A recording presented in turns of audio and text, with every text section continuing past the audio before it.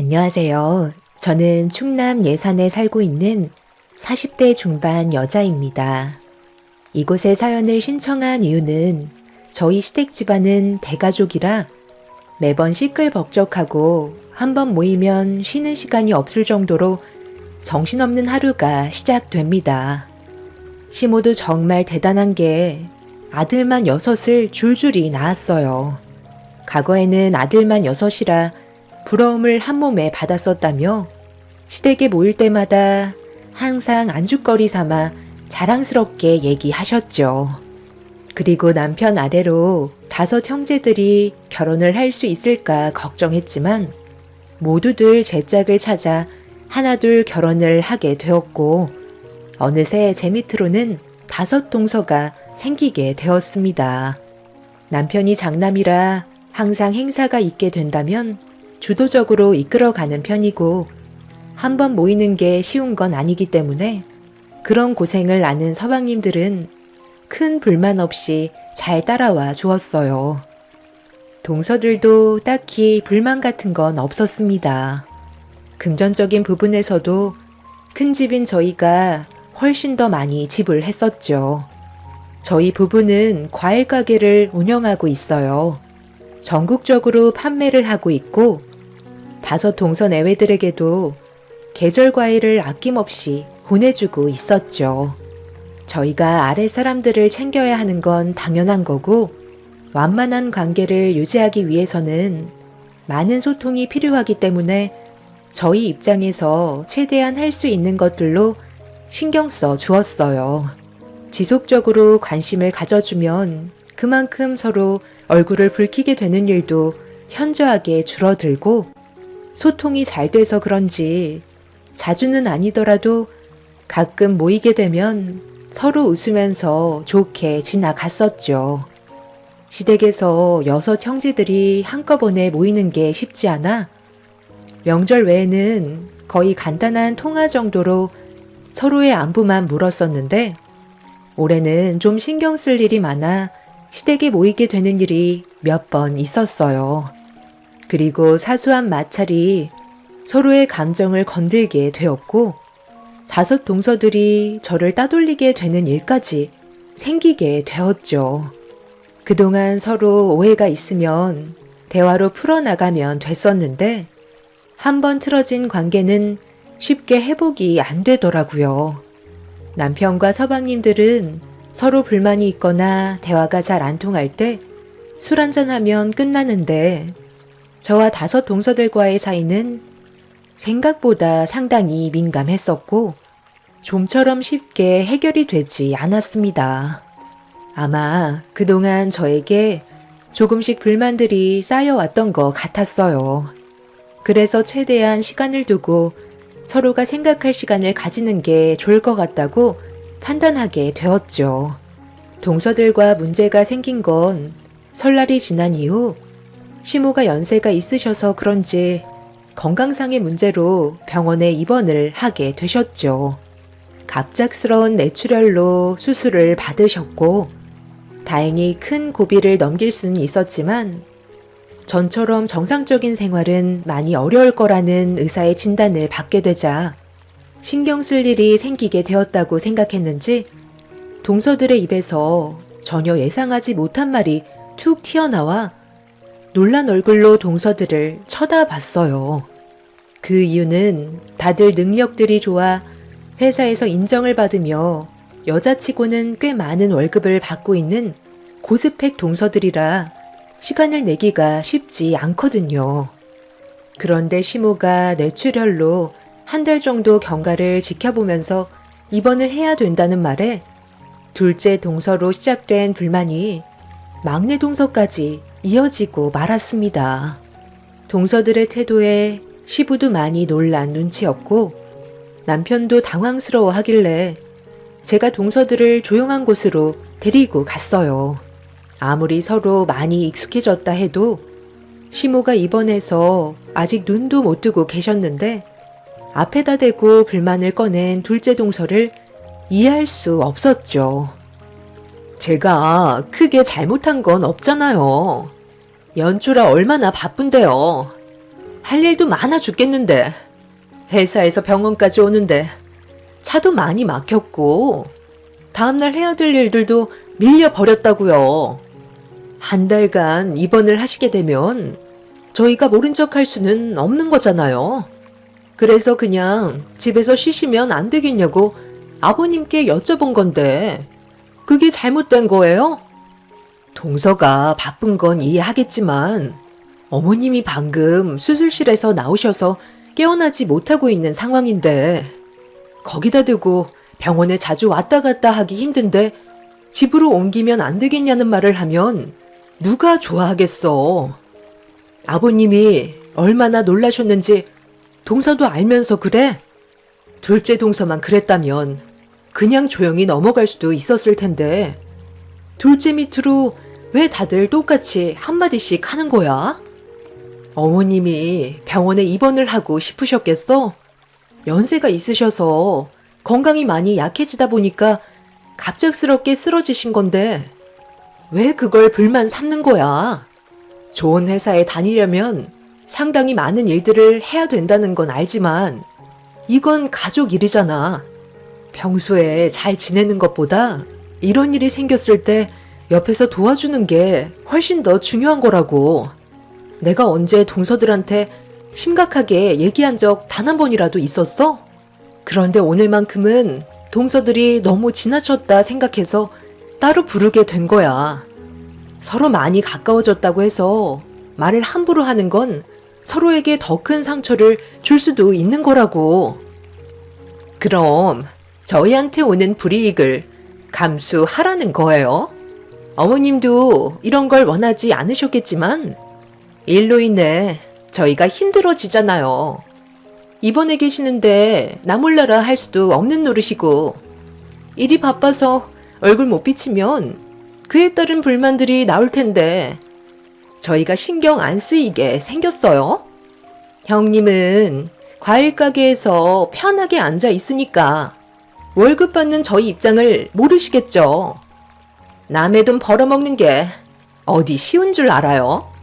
맨날 상사 눈치 보는 것도 힘든데 하필 연초에 이런 일이 생기니까 기분이 좋지 않아 그런 말이 나올 수도 있는 거죠. 형님이 이렇게까지 안 하셔도 저희 지금 많이 힘들거든요. 할 얘기 다 끝났으면 그만 들어가 볼게요. 여보세요? 아, 언제까지 병실에 있을 거야? 나 집에 빨리 들어가 봐야 한다고. 내가 지금 시간이 많은 줄 알아? 수술도 잘 끝났고 얼굴 봤으면 됐지. 얼마나 더 있으려고. 뭐? 아버님한테까지 인사를 하라고? 좀 전에 했잖아. 당신 지금 내 심기 건드는 거야? 내일 내가 스케줄을 전부 망쳤으면 좋겠냐고. 셋째 동서는 저보고 들으라고 하는 것 마냥 소리를 질러댔어요. 험악해진 분위기 속에서 밑에 동서들은 눈치만 보고 있었죠. 둘째 동서가 먼저 저와 대화가 끝나지도 않았는데 자리를 이탈해 버렸고 뒤이어 셋째 동서가 따라가자 줄줄이 그 뒤를 따라 움직였어요. 저는 그런 동서들의 행동이 너무 당황스러워서 뒷모습만 멍하니 바라보고 있었습니다. 서방님이 다들 줄지어 병원에서 나와 동서들의 눈치를 보면서 주차장으로 향하는데 뭐가 잘못됐는지 알면서 큰 소리 치지 못하고 동서들 뒤를 따라가는 건 전부 다 이유가 있었어요. 둘째 동서가 결혼을 하면서 그 밑으로 장가를 가지 못한 채 홍기를 놓친 서방님들한테 직장 동료를 소개해주면서 그 동료의 지인이나 가족과도 연이 되어 좋은 성과를 얻었었죠. 그렇게 둘째 동서의 도움으로 막내 서방님까지 결혼에 꼴이 날 수 있었지만 같은 직장 선배라는 게 무시할 수 없었는지 무언가 마음에 들지 않는 일이 생겼을 때 둘째 동서가 틀어지는 순간 그 뒤로 아래 동서들은 당연하다는 듯이 둘째 동서의 뒤를 따랐습니다. 이런 일들이 몇 번은 있었지만 일이 커질 만큼 심각할 정도는 아니라서 몇 번 눈 감고 넘어간 적이 있었죠. 그런데 이번만큼은 저도 그냥 넘어갈 수 없었던 게 손윗 사람한테 보이는 태도가 너무 예의가 없었고 서로 어느 정도 가까워졌다 해서 말을 가리지 않고 꺼내는 동서들의 행동에 저 또한 화가 올라오고 말았습니다. 그래서 한마디 해야 될 것 같아 동서들의 뒤를 따라가려는 순간 뒤이어 남편이 저를 붙잡았어요. 연초라 너무 예민해져 있어서 그런 거니 어느 정도 감정이 가라앉았을 때 나중에 다시 얘기하는 게 좋을 것 같다며 더 크게 일을 만들지 않길 원했어요. 그날 남편이 말리지 않았더라면 서로의 감정은 되돌릴 수 없을 만큼 심각해졌을 테고 더 나아가 등까지 돌릴 만큼 저도 기분이 상당히 좋지 않았었죠. 동서들은 회사가 바쁘다는 핑계로 시모가 태어날 때까지 단 한 번도 얼굴을 보여주지 않았어요. 동서들이 한 회사에 소속이 되어 있다 보니 어느 순간부터 둘째 동서가 움직이지 않으면 그 밑에 동서들은 아예 꿈쩍할 생각도 하지 않았습니다. 항상 좋은 관계를 유지하려고 했던 저도 그런 행동들을 더는 두고 볼 수가 없었죠. 그래서 매달 무상으로 5 동서들에게 보내주었던 제철 과일들을 더 이상 보내지 않았습니다. 잘해줘봤자 돌아오는 게 아무것도 없다는 걸 확실히 알게 되면서부터 저도 잘해주고 싶지가 않았어요. 그런데 제가 과일을 보내지 않자 둘째 동서가 매번 받아먹던 과일이 떨어졌는지 먼저 연락이 왔습니다. 형님, 요즘 과일 장사가 잘 되나 봐요? 많이 바쁘신지 매달 주시던 과일이 도착을 하지 않은 것 같아서 까먹으셨을까봐 연락드렸어요. 돈 주고 사 먹기에는 과일이 신선해 보이지도 않고 맛있을 것 같지도 않아서 형님 가게에 과일이 먹고 싶은데 오늘 좀 붙여줄 수 있겠어요? 내일 손님이 오거든요. 요즘 우리 과일을 찾으시는 손님들이 너무 많아서 동서한테 보내줄 과일이 있을까 모르겠네. 우리도 매번 돈 안 받고 무상으로 주긴 했지만 이번에는 물량이 적게 들어와서 아마 동서한테까지는 돌아가지 않을 것 같아. 나도 동서한테 신경을 쓰고 싶긴 한데 매장에 직접 찾아오시는 손님들을 그냥 돌려보낼 수는 없잖아. 나중에 여유가 될 때 보내주든지 할 테니까 당분간은 그냥 동네 마트에서 사 먹으면 될 것 같아. 요즘 과일값도 만만치 않거든. 어머, 그래서 지금 저한테 줄 과일이 없다는 거예요? 저희 집안에서 과일을 얼마나 먹는다고 그걸 지금 힘들다고 하시는 거죠? 혹시 돈을 안 줘서 그런 거예요? 에이, 가족끼리 무슨 돈이야. 내가 언제 그런 거 바란 적 있어? 요즘 물량이 많지가 않아. 그래서 우리도 지금 상당히 힘든 상황이거든. 그리고 동서만 줄 수도 없잖아. 밑에 동서들도 못 챙겨주고 있는데 말이 나오지 않겠어? 우리가 적자 보면서까지 보내주면 장사하는데 영향을 끼치니까 나중에 여유 있을 때 보내줄게. 둘째 동서는 저에게 너무한 거 아니냐면서 목소리를 높였어요. 요즘 들어 장사도 잘 돼서 재고가 많이 남지는 않았지만 당연하게 생각하는 게 너무 싫었습니다. 처음에는 고맙게 생각하던 동서들이 나중에는 조금이라도 늦게 붙이면 짜증 섞인 말투로 신경질을 부리는 일까지 있었죠. 처음에는 남편과 좋은 마음으로 베풀었지만 시간이 지날수록 과일을 받아 먹는 걸 당연하게 생각해서 그런 태도가 기분이 좋지 않았어요. 그렇게 대충 대화를 끝내고 전화를 끊자 둘째 동서가 몇 번 더 연락이 왔지만 받지 않았습니다. 그런데 바빠서 조금의 시간도 낼 수 없다던 둘째 동서가 며칠 뒤 아래 동서들을 데리고 저희 과일 가게로 몰려왔어요. 손에 꼽을 만큼 저희 가게에 거의 온 적 없었던 동서들이 갑자기 찾아온 이유를 알고 있던 저는 침착하게 대응했습니다. 여기까지 다들 어쩐 일이야? 많이 바빠서 어머님 병문안도 안 오더니 이렇게 몰려와도 되는 거야? 아니면 근처에 볼일 보고 내 얼굴 보고 싶어서 잠깐 들리기라도 한 거야? 그냥님, 저희 왜 과일 안 보내주시는 거예요?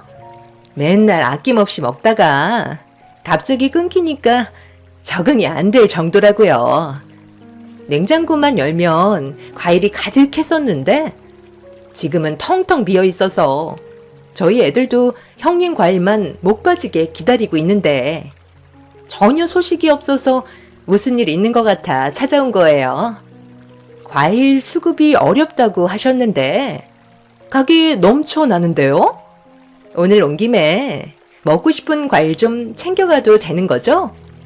다음부터는 늦지 않게 좀 부탁드릴게요.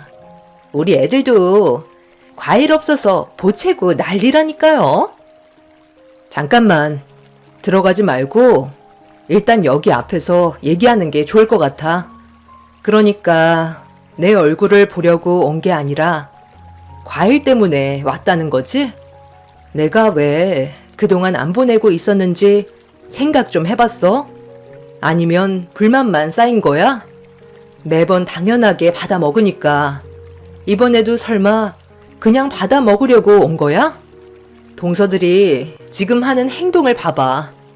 마트에서 과일을 사 먹기에는 돈이 아깝고 맛도 보장을 할 수가 없으니 그동안 내가 줬던 과일이 생각나서 가게로 찾아온 것 같은데 조금도 시간을 낼 수 없을 만큼 바쁘다고 했으면서 막상 냉장고가 비어 있으니까 시간이 없어도 허전해서 알아서 찾아온 거잖아. 다들 어머님 퇴원한 건 알고 있지? 그럼 건강은 어떠신지 잠깐 들릴 수 있는 거 아니야? 거리가 먼 것도 아니고 엎어지면 코 닿는 곳인데 그게 그렇게 어려워? 일이 바빠서 병문안 오기에는 힘들었다고 치자. 그럼 어머님이 퇴원하시고 집에 계시면 주말에 잠깐 같이 시간 내서 식사 정도는 할 수 있는 거잖아. 다들 모여서 동해 바다에 놀러 갔다 오고 서로 여기저기 잘만 싸돌아 다니더구만. 어머님 댁에서 몇 시간 내는 게 그렇게 어려운 거야? 이 집안의 며느리로 들어왔으면 기본적인 건 해야 되지 않을까? 어머님이 시집살이 시키는 것도 아니고 그동안 동서들 어머님 댁에 가면 물 한 방울 묻힌 적 있었어? 그만큼 며느리들 고생하는 거 알곤 가끔 얼굴 보면 혼자서 무리하시는데 그 모습이 안쓰럽지도 않아? 정작 필요할 때만 얼굴 들이밀지 말라는 거야. 명절 때는 누구 할 것 없이 찾아와서 서로 음식 가져가겠다고 한바탕 난리를 치더구만. 어떻게 사람들이 이렇게까지 매몰찰 수가 있어? 의사가 뭐라고 했는지 알아? 몸도 약한데 최근에 너무 무리를 하셔서 그런 것 같다는 말까지 나왔었어. 내가 어머님 옆에서 힘들까봐 도와드렸는데도 그 정도로 약해지셨는데 동서들도 받은 만큼 신경 써 드려야 되지 않겠어? 내 말이 틀렸다고 생각해? 동서들은 한마디도 하지 못하고 있었어요. 제가 남편과 결혼했을 때 시모가 항상 걱정하셨던 건 아들만 줄줄이 낳았지만 문제는 결혼을 하지 못하고 있어서 항상 걱정하셨거든요. 그런데 둘째 서방님이 동서와 결혼을 하고 나서부터 둘째 동서의 소개로 다들 짝을 찾게 되자 시모가 너무 고마웠었는지 동서들을 항상 아껴주셨고 시댁에 오면 손가락 하나 까딱하지 못하게 하셨습니다. 둘째 동서가 서방님들 전부 다 장가를 보내주게 했으니 얼마나 이뻐 보였겠어요. 저도 그런 노력을 알기 때문에 조금이라도 더 챙겨주고 싶은 마음이 있었던 거였죠. 그런데 날이 가면 갈수록 안 좋은 태도를 보이는 둘째 동서의 행동 때문에 아래 동서들까지 영향을 받다 보니 중심을 잡지 않으면 집안이 휘청거리게 될 것 같아 저 나름대로 방법을 생각하게 된 거였고, 바라는 게 있으면 기본적인 건 하라고 과외를 받으러 온 동서들에게 한마디 하게 되었죠. 못 배운 사람들도 아니고 대기업에서 인정받을 만큼 고스펙인 동서들이 알아서 눈치껏 행동하길 바랬습니다. 하지만 제가 강요한 것도 아니고 기본적인 걸 하라는 것뿐이었는데 동서들은 제 말에 불만을 제기했어요. 그리고 다음부턴 저희 가게 과일을 먹지 않겠다며 다들 뒤돌아 집으로 돌아가 버렸죠. 좋게 말을 해도 들으려 하지 않는다면 소용이 없다는 걸 알기 때문에 더 이상 붙잡아 말하고 싶지도 않았습니다.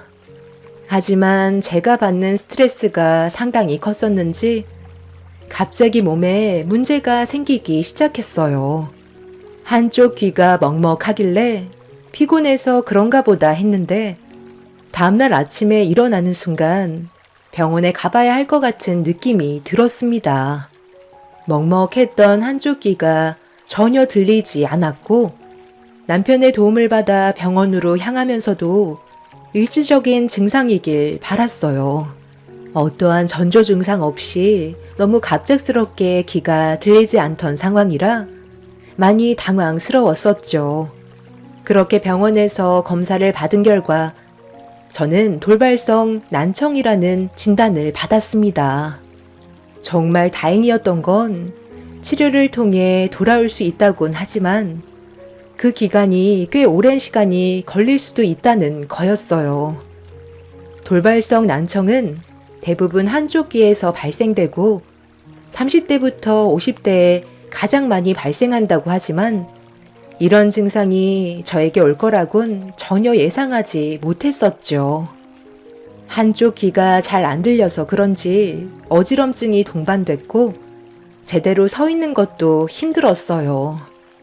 병원에서는 시간이 필요하다면서 충분한 휴식만이 청력을 회복시키는 데 도움이 된다며 간단한 약을 처방받고 집으로 돌아오게 되었죠.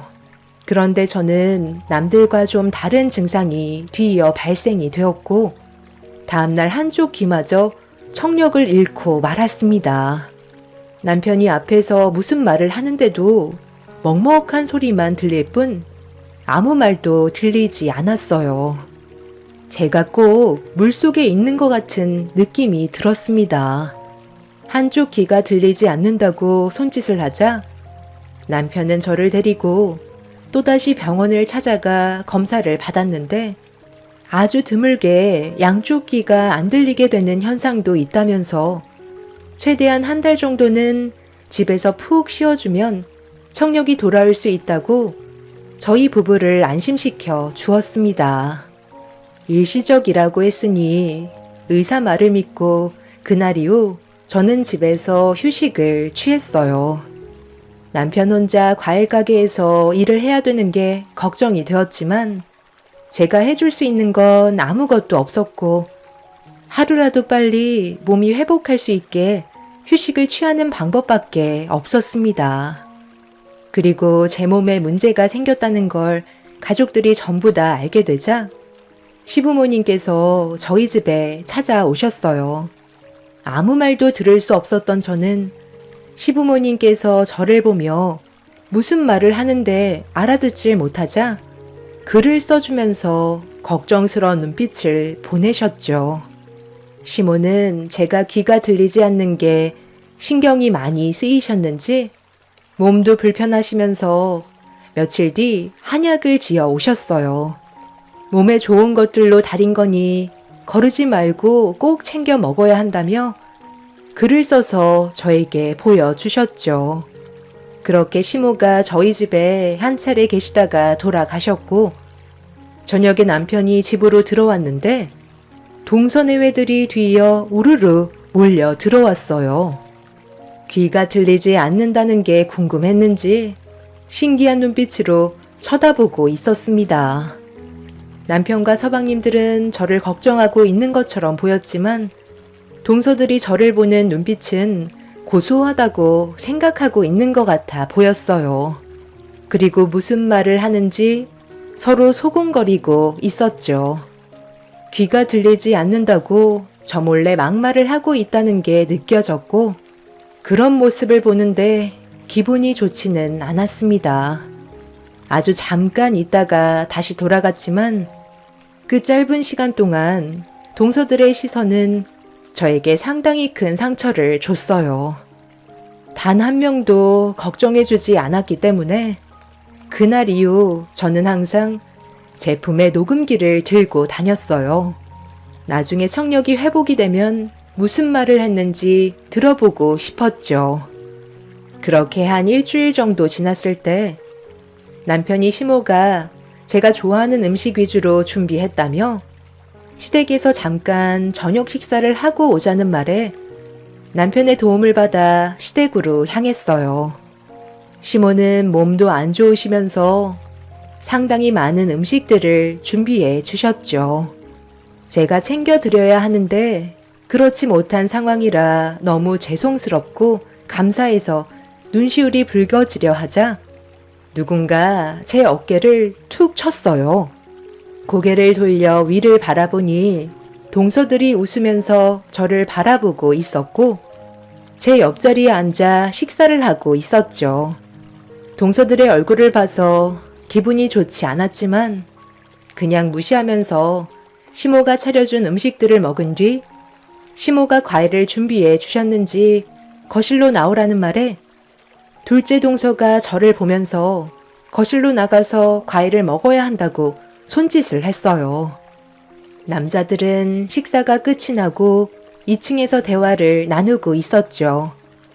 매번 똑같은 패턴이라 저는 시모가 들고 계신 과일 접시를 넘겨받아 거실 테이블에 앉았는데 동서들이 저를 마주보고 앉더니 알 수 없는 대화를 나누면서 험담을 하는 것 같은 말투와 표정으로 바라보고 있었습니다. 무슨 말을 하는지 듣지 못하는 저는 답답했었지만 그냥 무시했고 시모가 준비해 주신 과일을 몇 개 먹은 뒤 방으로 들어가 버렸습니다. 분명 저를 욕하고 있다는 건 알았지만 참을 수밖에 없었죠. 그렇게 한참의 시간 동안 방에서 나오지 않았던 저는 하루빨리 청력이 돌아오길 바랐어요. 항상 소지하고 있던 녹음기에 무슨 대화가 오고 갔는지 너무 듣고 싶었습니다. 그리고 일주일 뒤 저는 생각보다 빠르게 청력이 다시 돌아왔어요. 의사는 한 달 정도의 시간을 예상했지만 저는 2주 만에 청력이 다시 정상으로 돌아올 수 있었죠. 2번 다시 느끼고 싶지 않았던 시간들이었고 제품에 항상 소지하고 있던 녹음기에서 시댁에 갔을 때 동서들이 무슨 말을 했는지 확인해 보기 위해 떨리는 손으로 재생 버튼을 눌렀습니다. 저 기머거리가 자기 욕하는 줄 알고 또 쳐다보는 거 봐라. 우리 말이 안 들리니까 얼마나 답답하겠어? 이게 다 자기 업보인 거야. 그냥 알아서 때 되면 과일 주면 되는걸. 그거 안 주겠다고 고집 부리다가 벌 받은 거잖아. 그냥 평생 귀가 안 열렸으면 좋겠네. 한 사람 조용해졌다고 싫은 말 안 들어도 되잖아. 별 볼 일 없는 게 꼴에 형님 대우 좀 해줬더니 자기가 이 집안의 중심이 되는 것처럼 행동하려 들어. 이 집안을 휘어잡을 사람은 나라고. 왜? 내가 이런 표정을 보이니까 기분이 나빠? 그런데 어쩌겠어? 양쪽 귀가 다쳐서 내 말을 듣지도 못하는데. 셋째 동서도 이참에 불만 있던 거 하고 싶은 말 다 털어놔.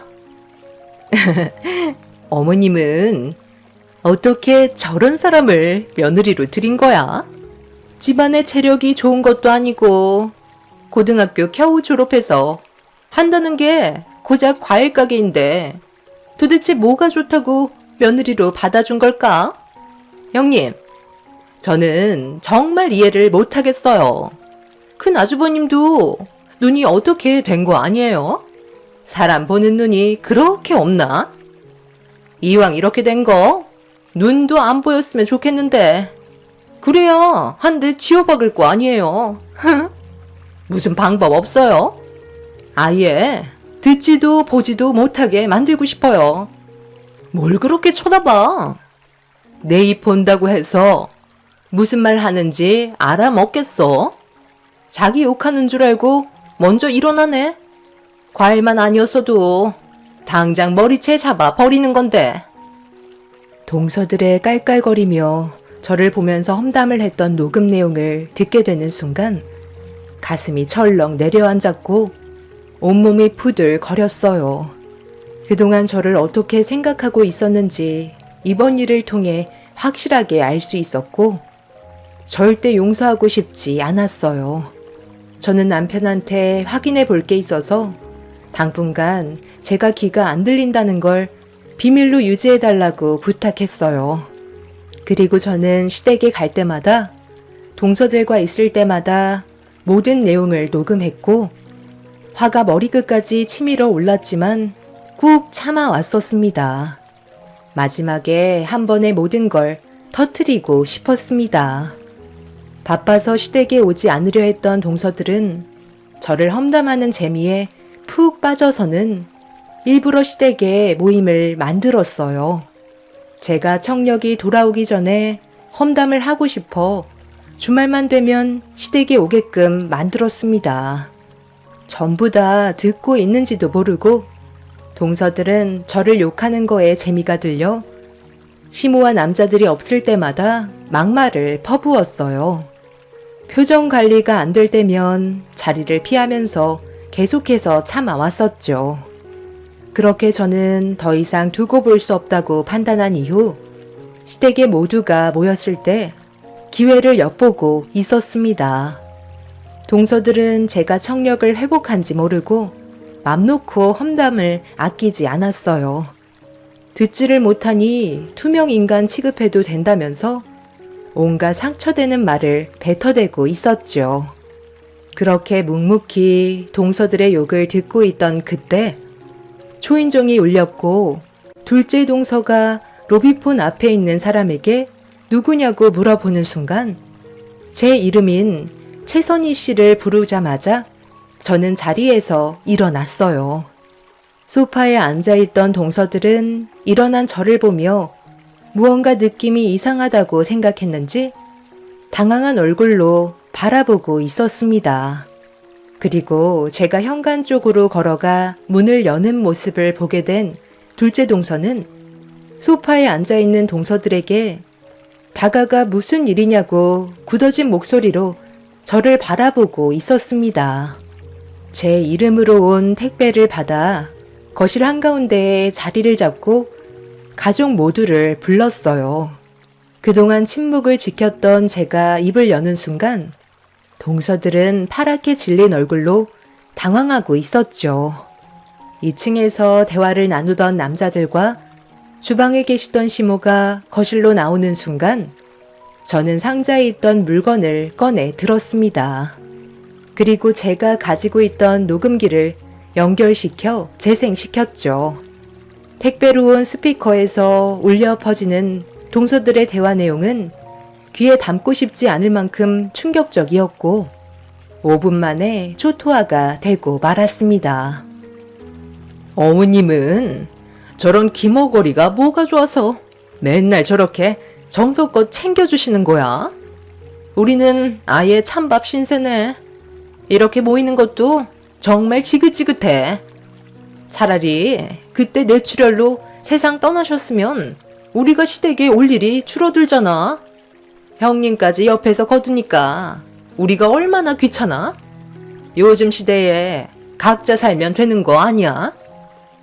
형님, 귀찮긴 해도 어머님 손맛은 좋잖아요. 반찬은 항상 무상으로 제공받으니 그걸로 만족해야죠. 저는 시댁에 오는 건 크게 신경 쓰지 않는데요. 저는 그이가 좀 마음에 안 들어요. 형제들 중에 그 사람이 제일 삐쩍 말랐잖아요. 처음에는 자상함에 이끌렸는데 같이 살다 보니까 남자 구실을 어찌나 못하던지 배터리가 금방 떨어진다니까요. 그동안 제가 만나온 남자들은 기본 1시간이 넘었었는데 저 사람은 10분도 못 넘긴다니까요. 그러면서 저한테 만족했냐고 물어보는데 얼마나 정 떨어지던지. 저 결혼 잘못한 것 같아요. 그래서 지금 이혼까지 고민 중이라니까요. 얼마 전에 친구들과 술 먹고 클럽에 간 적이 있었는데 저한테 접근한 남자가 있어서 몇 시간 함께 했던 적이 있었거든요. 그날 이후 저 사람은 거들떠 보기도 싫더라고요. 그래서 지금까지 아기를 안 가지고 있잖아요. 어머, 동서는 어쩜 나랑 똑같은 생각을 가지고 있는 거야? 이 집안 내력인가 봐. 우리 그이도 나를 만족시켜주지 못한다니까. 그래서 한 침대에 같이 눕지 않은 게 벌써 몇 달이나 됐어. 나도 풀고 싶으면 밖에 나가서 몰래 풀고 오면 되니까. 저 인간이 이제 남자로 보이지도 않더라고. 나는 애가 있으니 그냥 이대로 살아야지. 형님, 이런 대화 큰형님 앞에서 해도 되는 거예요? 괜히 듣고 있을까봐 좀 걱정되기는 하는데 정말 괜찮겠죠? 꼭 저희 말을 귀 기울이는 것 같아서요. 정력이 회복되려면 1달 이상 걸린다고 그랬잖아. 아직 2주밖에 안 지났는데 귀가 정상적으로 돌아왔겠어? 저 표정을 봐봐. 멍 때리고 있잖아. 귀가 들렸으면 저러고 있겠냐고. 한바탕 난리가 났지. 나도 요즘에 봄을 타는지 많이 외롭던데 혹시 괜찮은 남자 있어? 나도 오래간만에 연애 좀 해보자. 그럼 제가 최근에 만나고 있는 남자가 주변에 꽤 괜찮은 사람들이 많은 것 같은데 우리 조만간 5대5 데이트 한번 하는 게 어때요? 괜찮을 것 같죠? 스피커에서 울려 퍼지는 동서들의 대화에 집안은 아수라장이 되고 말았어요. 서방님들은 사색이 된 얼굴로 동서들을 바라보고 있었습니다. 둘째 동서가 저를 밀치면서 스피커에 연결되어 있던 녹음기를 뺏어 던져 버렸고 뭐 하는 짓이냐고 화를 내자 제 가방에 있던 사진들을 둘째 동서의 얼굴에 던져 버렸습니다. 막내 동서가 주선한 비밀 데이트에 동서들은 외간 남자와 즐기고 있었고 증거물들이 바닥에 떨어지자 동서들은 곧바로 무릎 꿇고 손이 발이 되도록 빌기 시작했어요. 하지만 동서들의 되돌릴 수 없는 말과 행동들은 더 이상 용서를 받을 수 없었습니다. 끼리끼리 논다고 성격들도 비슷해서 사고 한번 칠 줄 알았는데 상상 이상으로 동서들은 상당히 질이 떨어졌었고 시댁 집안을 완전 무시하고 있었죠. 시모가 세상 떠났으면 좋겠다는 말에 충격을 받은 남편은 이성을 잃어버렸고 순식간에 집안은 쑥대밭이 되고 말았죠. 그날 이후 5 동서들은 현재 상간소송으로 법적인 절차에 들어간 상태입니다. 귀가 안 들린다고 제 앞에서 거침없이 비밀 얘기까지 했다가 돌이킬 수 없는 결과를 맞이하게 된 거였죠. 하나도 정상인 여자가 없다는 게 참 안타깝기만 합니다. 다들 외간 남자를 만나 즐겼다는 거에 서방님들은 엄청난 충격을 받은 상태로 정상적인 생활도 힘들어하고 있어요. 다들 이혼하겠다는 분위기지만 아이들도 있어서 앞으로 어떻게 될지는 좀 더 지켜봐야 할 것 같습니다. 시부모님께서는 동서들을 절대로 받아줄 수 없다고 못을 박은 상태입니다. 자신들의 행동들이 결국 회사에까지 소문이 퍼져 현재 회사 생활에도 지장이 있는 것 같아요. 한번 금이 간 인생은 시간이 지날수록 점점 무너지게 되겠죠. 잘 지내려고 노력했었는데 이런 결과가 와서 참 안타깝기만 합니다. 앞으로 서방님들이 지혜롭게 처신했으면 좋겠어요. 이번 일을 신중하게 결정하길 바랄 뿐입니다. 동서들 또한 앞으로 정신 차리고 인생을 똑바로 살았으면 좋겠네요. 제 사연 들어주신 분들, 가족들과 언제나 좋은 관계를 유지하시길 바랍니다. 감사합니다. 안녕하세요. 저는 50대 초반 여자입니다. 혼자서 감당하기 힘든 삶을 앞으로 어떻게 버틸 수 있을지 몰라 사연을 신청하게 되었습니다. 글을 써 내려가는 지금 그때의 기억을 되살리려다 보니 제 눈에 눈물이 흘러내립니다. 저에게는 눈에 넣어도 아프지 않은 딸이 있었습니다. 아직도 제 뱃속에서 세상 밖으로 빨리 나오고 싶다며 발길질을 하던 그때가 생생하고 제가 눈을 감기 전까지 건강하게 살아갈 줄 알았던 딸은 저보다 먼저 세상을 떠나게 되는 불효를 저지르고 말았네요. 전부 다 제 탓만 같고 고통만 주고 떠나보낸 것 같아 너무 마음이 아픕니다. 태어날 때 다른 또래들보다 약하긴 했었지만 크게 문제될 건 없을 거라 생각했었어요. 그래도 항상 잘 먹고 잘 지내왔었기 때문에 병이 찾아올 줄 꿈에도 몰랐죠. 그런데 어느 날 살짝만 부딪히거나 몸에 상처라도 나면 지혈이 잘 되지 않아 뭔가 이상함을 느껴 병원에서 검사를 받게 되었는데 급성 백혈병이라는 충격적인 진단이 내려지고 말았습니다. 처음에는 제 귀를 의심했었어요. 백혈병이라는 질병을 자세히 알아본 적도 없었고 주위에서 그런 병을 앓고 있는 사람들도 없었기 때문에 피부에 크게 와닿지 않았습니다. 고칠 수 있을 거라 확신하고 있었던 저는 제 딸의 치료 방법을 물어보게 되었고 간단하게 끝날 문제가 아니라는 걸 알게 되었죠.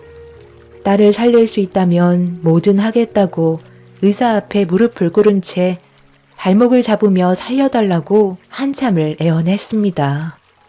앞으로 행복만 가득할 거라 생각했던 제 삶과 꿈이 한순간에 무너져 내리는 의사의 죄송하다는 단어가 제 딸과의 작별을 해야 될지도 모른다는 걸 미리 알려주고 있었어요.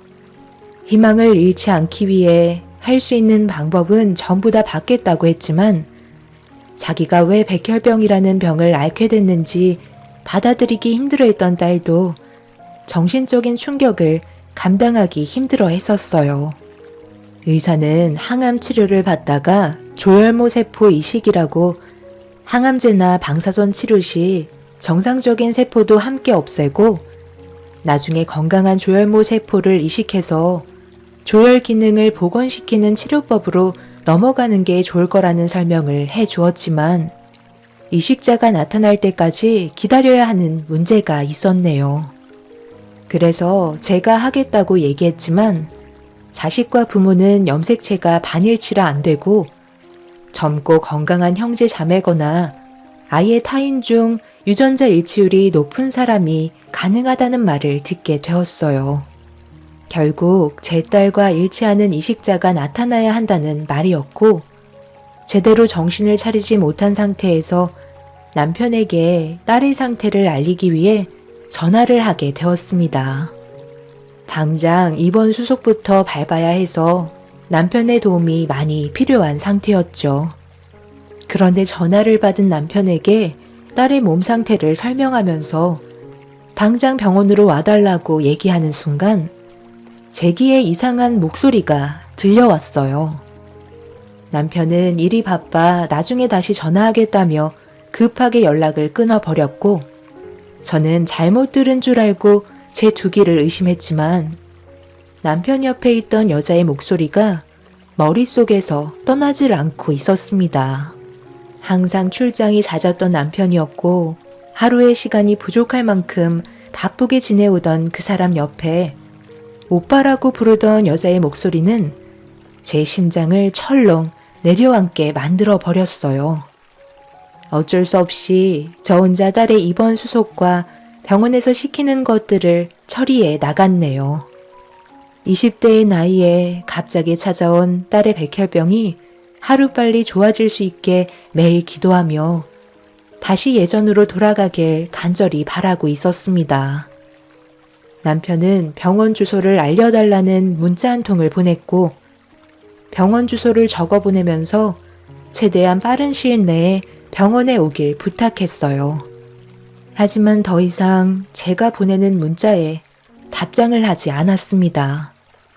그렇게 며칠의 시간이 지난 뒤에야 찾아온 남편이 병실 문을 열며 고개를 내미는데 저는 그 모습을 보곤 화가 머리끝까지 차올라 남편을 병실로 들어오지 못하게 몸을 밀치며 밖으로 내보냈습니다.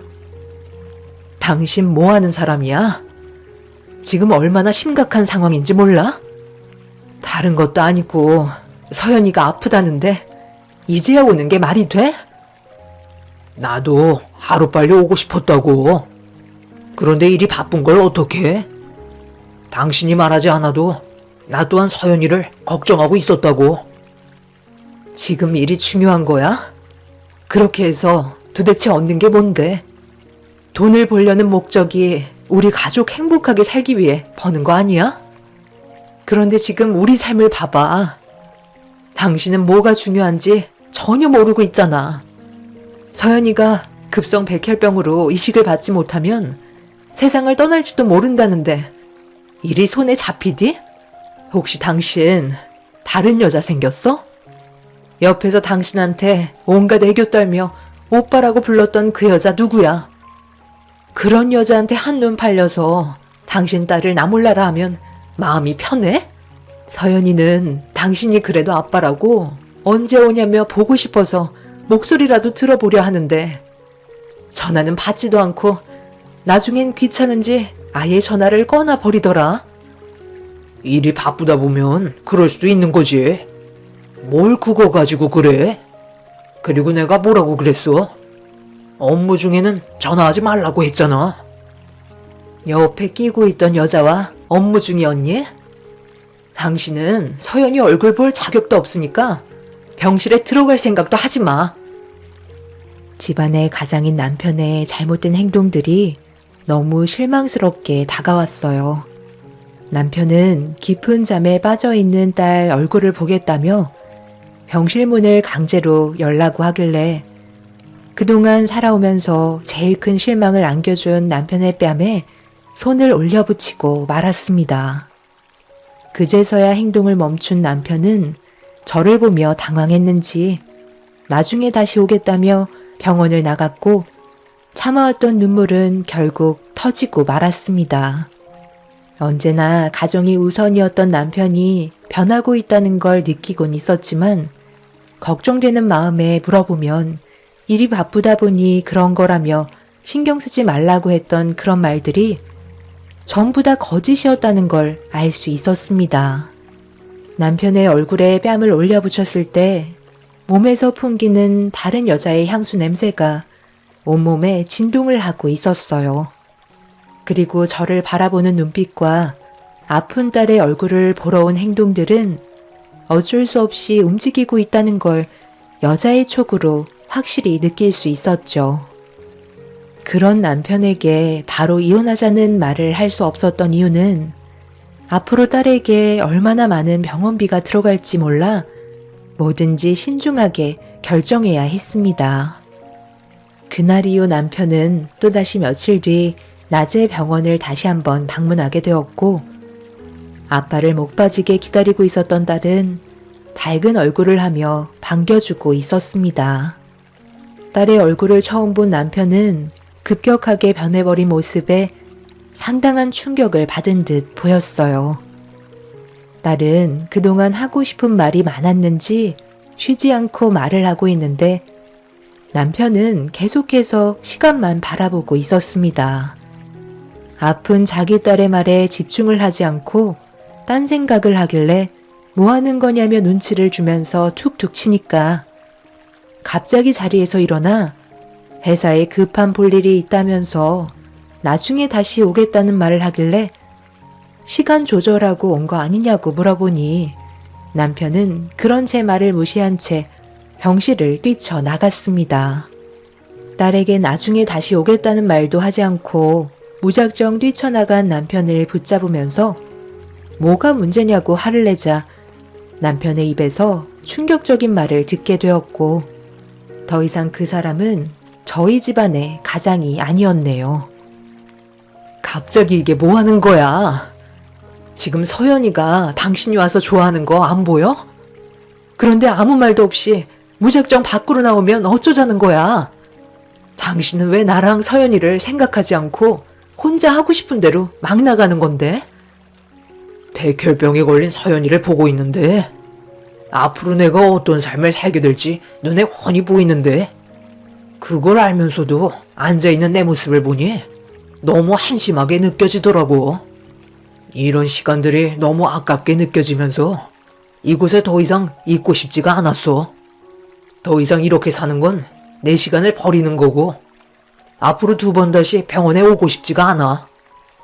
그냥 우리 이혼하고 각자 갈 길 가자. 뭐라고? 당신 눈에는 서연이가 아파하는 모습을 뻔히 봤으면서 지금 이 상황에 이혼하자는 말이 나와? 서연이는 자기 아빠 왔다고 들떠 있었는데 그런 딸에게 상처를 준 것도 모자라 2번 다시 병원에도 찾아오지 않겠다는 거야? 힘들게 땀 흘려 벌어모은 돈들 치료비에 다 탕진하게 생겼는데 내가 왜 그 길을 선택해야 하는 거지? 앞으로 나에게 주어진 인생의 시간에서 벌써 절반이 흘러갔어. 나도 살아봤자 얼마나 살겠어? 앞으로 무슨 병이 걸릴지도 모르는데 서연이 병수발 들려고 힘들게 벌어모은 돈 다 털어서 치료비 갖다 바치다. 나중엔 서연이 기증자도 나타나지 않아서 결국 세상 떠나게 되면 나는 낙동강 오리알 신세 되는 거 아니야. 눈앞에 보이는 일들을 굳이 걸어갈 필요 없는 거잖아. 그래서 저렇게 아파하는 당신 자식을 더 이상 돌봐주지 않겠다는 거야? 그래도 아빠라고 해맑게 웃어 보이는 당신 딸한테 그런 상처를 줘야만 속이 편하겠어? 정말 세상 떠나면 2발 뻗고 잘 살 수 있을 것 같아? 한 번 꾸린 가정 어떻게든 지켜내야 되는 거 아니냐고. 저번에 내가 전화했을 때 옆에 붙어있던 그 여자 때문이지? 그래서 나랑 서연이를 버리려는 거 아니야. 이런 우울한 삶을 살고 싶지 않아서 이제 그만하겠다는 거잖아. 그 여자한테 간다고 해서 평생 행복하게 살아갈 수 있을 것 같아? 당신이 서연이랑 나한테 준 상처 절대 잊지 않을 거야.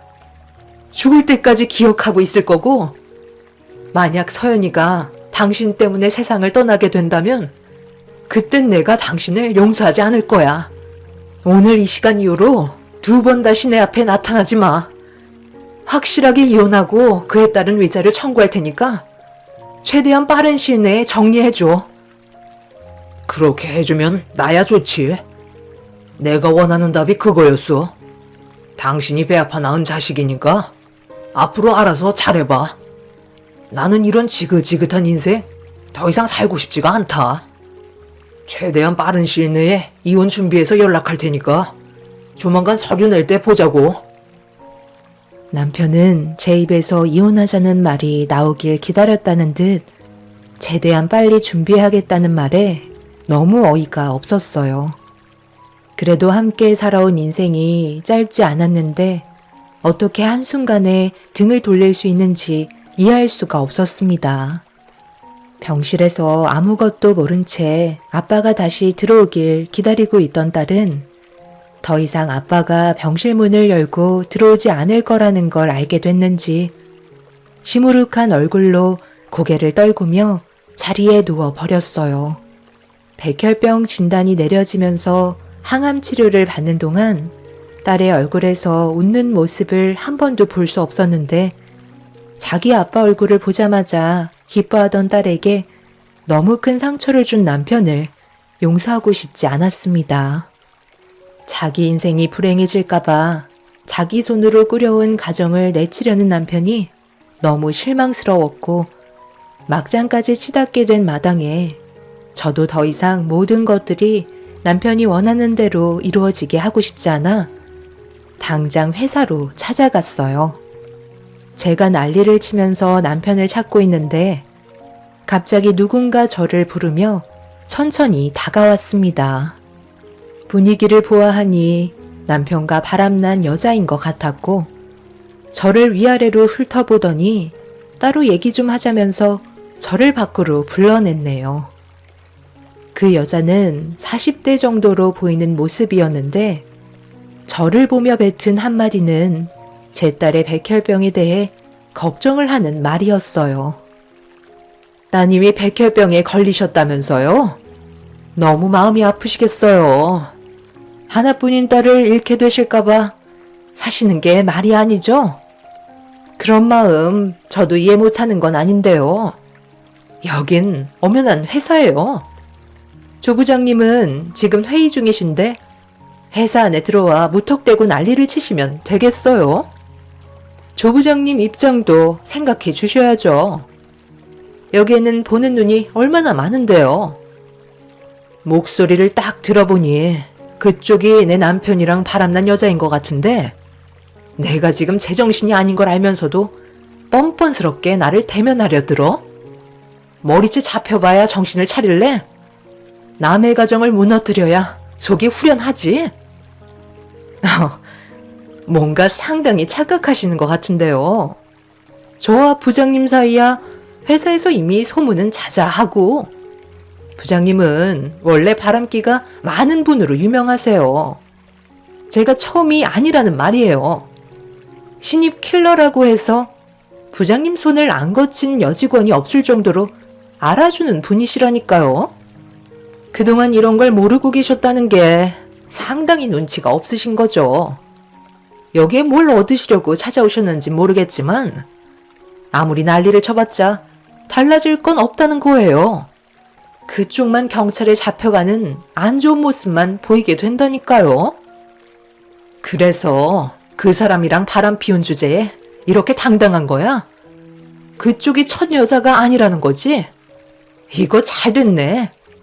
이참에 그이랑 바람난 여자들 싹 다 고소해서 위자료 받아낼 테니까 너도 딱 기다리고 있어. 내가 아주 쑥대밭으로 만들 거야. 혼자서 뭘 어떻게 하시게요? 증거라도 있으세요? 혼자서 회사를 상대로 소송을 걸겠다는 것과 똑같은 건데 이기실 수 있으실 거라 생각하세요? 이럴 시간에 그냥 조용히 돌아가셔서 따님 병수발이나 하세요. 이러니 부장님이 당연히 바람을 피우죠. 내연녀와 대화를 나누면서 알게 된 또 다른 사실에 충격을 받았고 제 앞에 있던 여자가 남편의 첫 바람 상대가 아니라는 걸 알게 된 순간 엄청난 배신감이 몰려오고 말았습니다. 뭘 잘했다고 제 앞에서 큰 소리 치고 있는 내연녀의 입에서 나온 말들을 더 이상 듣고 싶지 않았고 당장 그 사람을 불러내라며 내연녀의 주둥이를 잡아챈 뒤 좌우로 세차게 흔들어 버렸습니다. 결국 저희는 몸싸움으로까지 번지고 말았는데 이 소식을 들은 남편이 급하게 저와 내연녀가 있는 곳으로 달려오더라고요. 어느 정도 예상은 했었지만 남편이 저를 보자마자 내연녀 앞에서 제 얼굴에 손을 올려붙이는 행동은 제 마음을 나락으로 떨어뜨리고 말았습니다. 저도 이판사판이라 남편을 가만두고 싶지 않았고 서연이를 살려내라며 당장 병원비를 토해내라고 회사가 떠나갈 정도로 화를 내게 되었네요. 하지만 남편은 눈 하나 깜빡하지 않고 경비원들을 불러 저를 회사 밖으로 내쫓아 버렸습니다. 남편은 저를 보며 방금 한 행동에 대해선 그냥 넘어가지 않을 거라고 화를 내며 내연녀를 부축해주면서 회사로 다시 돌아갔네요. 경비들에게 막혀 들어가지 못한 저는 결국 그 자리에서 오열을 하고 말았어요. 사람은 겉모습만 보고 판단하면 안 된다고. 그동안 저를 속이며 많은 여자들과 바람을 피웠다는 사실들이 저에겐 너무 큰 충격으로 다가왔고 어디서부터 잘못된 건지 알 수 없었습니다. 아무것도 얻지 못한 채 병원으로 돌아왔는데 병실 문을 열려는 순간 갑자기 별이 번쩍이면서 한쪽 뺨에 얼얼함을 느끼고 말았습니다. 순간적으로 멍해지면서 휘청거리고 있는데 또다시 번쩍이면서 반대편 뺨에도 얼얼해짐을 느끼게 되었네요. 네가 감히 내 아들 회사로 찾아가서 난리를 쳤다며? 거기가 어떤 곳인 줄 알고 너까지 게 지금 거길 간 거야? 이런 문제를 왜 밖에서 떠들고 다니냐는 거야? 너는 생각이 없는 거니? 보자 하니까 이제 아주 막 나가기로 작정한 거야? 어머님, 제가 뭘 잘못한 거죠? 서연 아빠는 지금 다른 여자와 바람을 피우고 있었다고요. 그런데 제가 맞을 짓을 한 건가요? 어머님도 서연이 몸 상태가 어떤지 잘 알고 계시잖아요.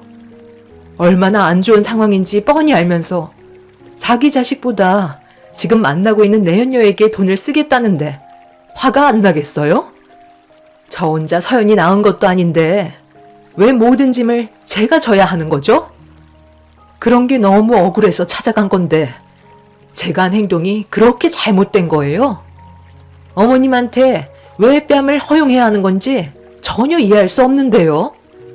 그리고 지금 제가 제정신으로 보이세요?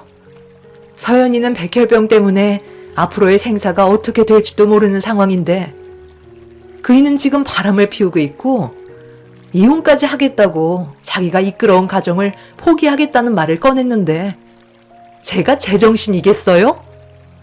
원래 남자들은 밖에서 돌아다니고 이 여자 저 여자 만나면서 기분 전환 시키고 스트레스 풀어야 집안에 오래 머물 수 있는 거야. 여자랑 남자는 엄연히 다르다고. 알면서도 모른 척하고 지나갔으면 이런 심각한 상황까지 왔겠어? 이렇게까지 만든 건 전부 다 너 탓이니까 현실을 받아들이고 이제 그만해라. 한 번만 더 내 아들 인생 앞날을 가로막는 날엔 절대 가만두지 않을 거야. 저도 더 이상 미련 없어요. 그런데 어머님이 제 얼굴에 손을 댄 건 저도 가만히 있을 수 없을 것 같네요. 그 일을 잘못 키운 벌 받으셔야죠. 제 양뺨에 손을 올려붙인 시모에게 받았던 만큼 돌려드렸고 이성을 잃어버린 모습으로 정신나간 여자처럼 행동하는 모습을 보이자 시모는 제가 그렇게까지 나올 거라고 전혀 예상하지 못했는지 양뺨을 어루만지며 급하게 도망치셨네요.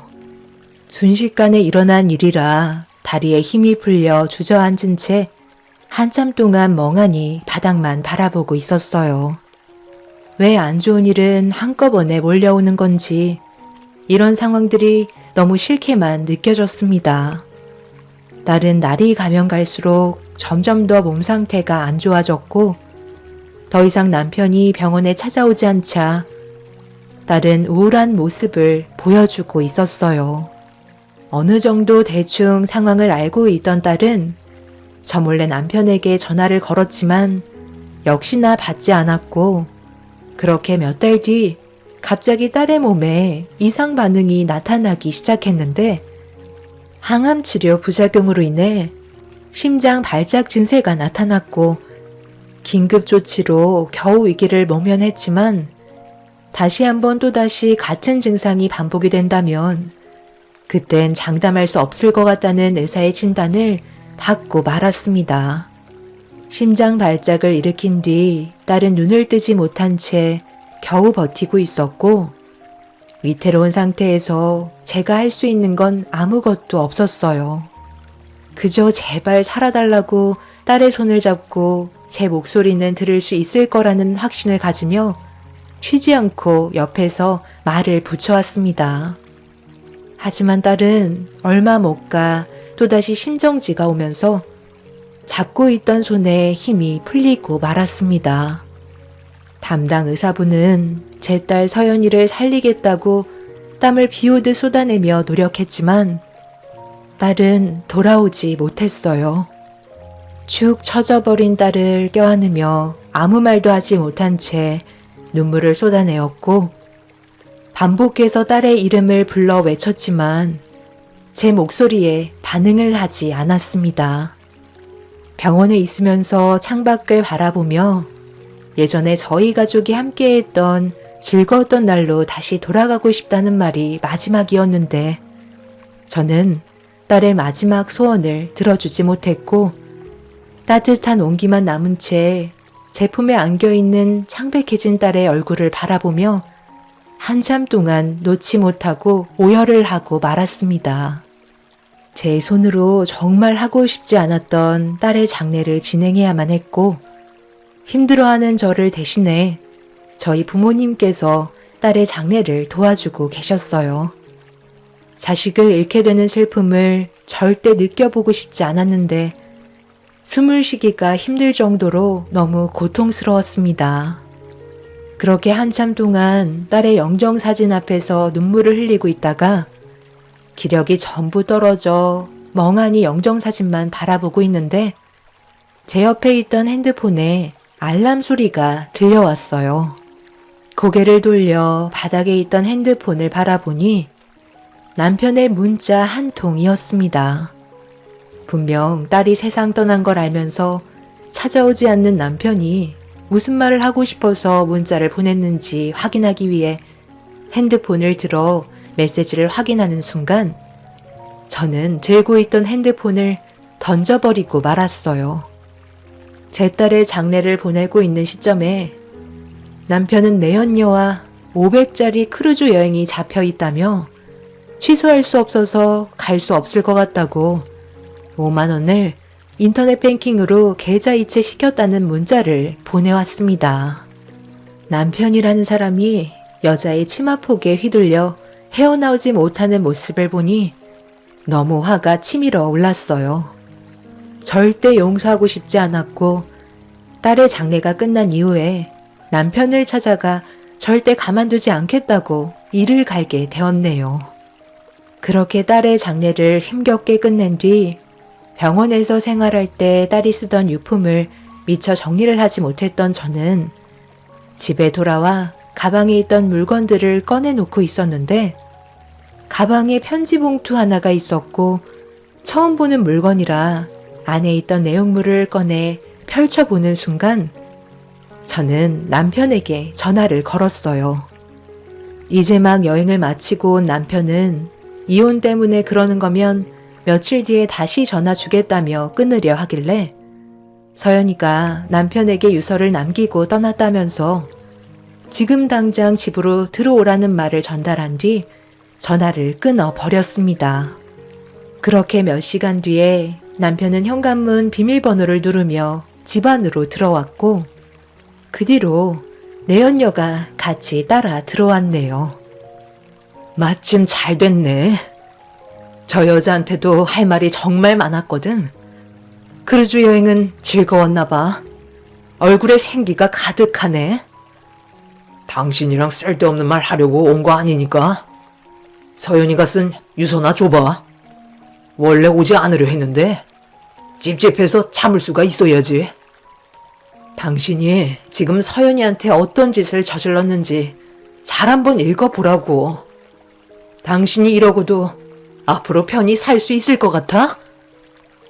남편은 제가 건넨 딸의 유서를 건네받았고 그 안에 적혀있던 내용을 읽어내려간 순간 사색이 된 얼굴로 입을 다물지 못하고 있었어요.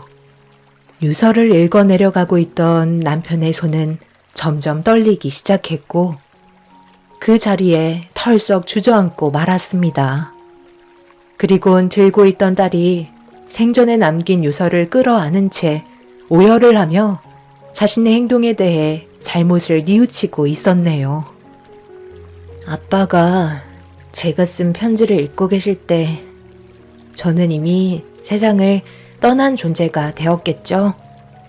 정말 하고 싶은 말이 많았는데 저번에 아빠가 그렇게 떠나시고 나서 너무 마음이 안 좋았어요. 그래도 꼭 한 번은 아빠 얼굴 다시 한번 보고 싶었는데 이제 두 번 다시 볼 수 없겠죠? 저는 그동안 아빠 딸로 살아가면서 정말 행복했고, 이렇게 잘 키워주셔서 너무 감사했었어요. 살아온 세월이 많은 건 아니지만, 그래도 아빠와 함께했던 모든 순간들이 저는 너무 소중했고, 그 기억을 절대 잊고 싶지 않고 간직하고 있을 거예요. 아빠가 예전에 저한테 했던 말 기억하세요?